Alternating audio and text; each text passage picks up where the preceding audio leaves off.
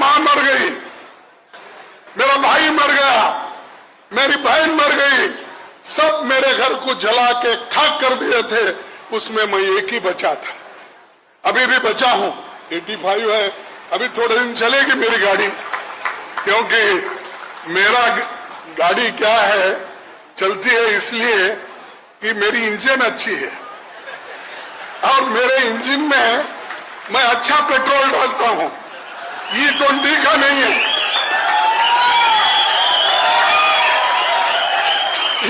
E20 नहीं है भाई, मेरा प्योर पेट्रोल है। मेरे माँ बाप, मेरे बाप ने अच्छा पेट्रोल, प्योर पेट्रोल डलवा के इंजन में भगाने की पूरी कोशिश की। वो 85 तक भाग रहा।